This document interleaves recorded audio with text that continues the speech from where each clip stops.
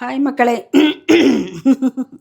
Hi மக்களே, வணக்கம். எல்லோரும் எப்படி இருக்கீங்க? நல்லா இருக்கீங்களா? அது எப்படின்னு தெரில, வாய்ஸ் ஓவர் கொடுக்கணுன்னா மட்டும் தொண்டை கரகரன்னு வந்துடும். இது நாங்கள் மேல்மருவத்தூருக்கு கெட்டு செலுத்த போகிறதுக்காக எல்லாரும் ரெடியாகி செல்ஃபிக்குள்ள அம்மம்மா செல்ஃபிக்குள்ள அப்படின்னு எல்லாரும் ஃபோட்டோ எடுத்தோம், வீடியோ எடுத்தோம். அவரவர் செல்லில் எல்லாரும் அவரவருக்கு இஷ்டம்படி எடுத்துக்கிட்டாங்க. ஓகே, நான் என்னுடைய சப்ஸ்கிரைபர்களுக்காக நான் இந்த வீடியோலாம் எடுத்தேன். ஏன்னா உங்களுக்கு காமிக்கணும்ல, அதுக்கு நான் இல்லாட்டி எனக்கு இதிலலாம் பெரிய அளவில் ஒன்றும் ஈடுபாடெல்லாம் கிடையாது பார்த்துக்கங்க. ஓகே, இப்போ நாங்கள் கெட்டு செலுத்த கிளம்புனோம். கெட்டு செலுத்திட்டு வெளியிலையும் வந்தாச்சு.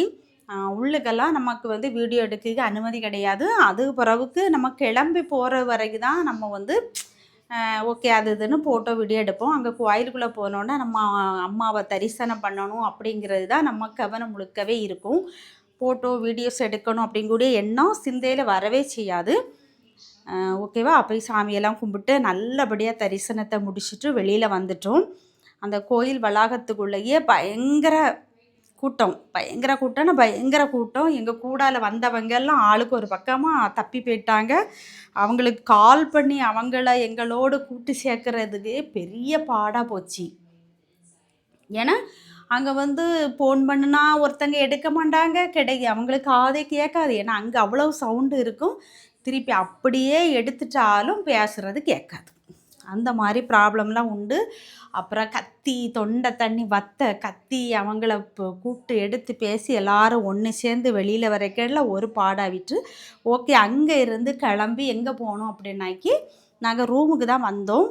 ஏன்னா நாங்கள் காலையில் எதுவுமே சாப்பிடவே இல்லை, ஒரு டீ தண்ணி கூட குடிக்கவே இல்லை. கெட்டு செலுத்த போகும்போது கொஞ்சம் நேரமே கிளம்பி எடுத்து அப்படி போனோம். போய் அதுக்கு ரெண்டாவது ரூமுக்கு சாப்பிட்டுக்கிட்டு அந்த ரூமுக்கு கீழே உள்ள அந்த பார்க்குறதுக்கு அந்த பிளேஸ் எல்லாம் பார்க்குறதுக்கு அழகாக இருந்து அந்த வீடியோ தான் இது. இங்கே ரூமில் என்ன சாப்பிட்டோம் அப்படின்னாக்கி நாங்கள் வீட்டில் இருந்து ரெடி பண்ணி கொண்டு போனோம். அவரவர் ஒவ்வொன்றும் ஒவ்வொரு டிஃபனு சப்பாத்தி, ஏன்னா இட்லி தோசை எல்லாம் நமக்கு முந்தின நாளே பேக் பண்ணி கொண்டு போனால் நல்லா இருக்காதுல்ல. அதனால் மேக்ஸிமம் சப்பாத்தி கொண்டு வருவாங்க, இல்லாதவங்க புளிச்சோறு மாதிரி கிண்டி கொண்டு வந்திருப்பாங்க. ஆனால் நாங்கள் கொண்டு போனது புளிச்சோறு தான். ஓகே, அதை சாப்பிட்டுக்கிட்டு இப்போ எங்கே போனோன்னா நாங்கள் ஆட்டோவில் ஏறி புற்று கோயிலுக்கு போனோம். அங்கே மருவத்தூரில் புற்று கோயிலும் ரொம்ப ஃபேமஸான கோயில். அதோட தொடர்புள்ள கோயில் தான் அது. எல்லாருமே அங்கே போயிடுவாங்க. போகும்போது ஒரு குரங்கு ஒரு பழக்கடையில் பழத்தெல்லாம் எடுத்து சாப்பிட்டு அந்த கடை ஓனர் ஒரு கம்பை எடுத்து சுன்னு விரட்டினார்.